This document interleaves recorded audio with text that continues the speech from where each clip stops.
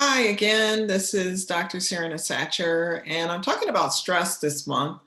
What the next question is someone asked, what physical symptoms are associated with stress?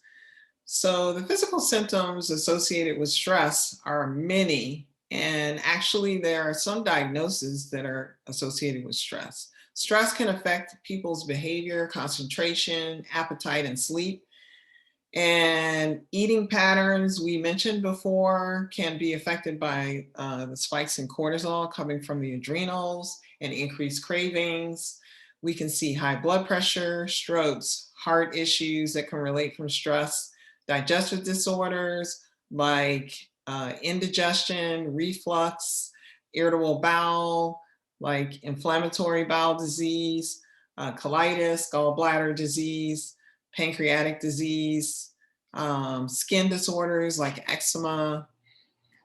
Just about all diseases can be made worse with stress. So there are quite a few.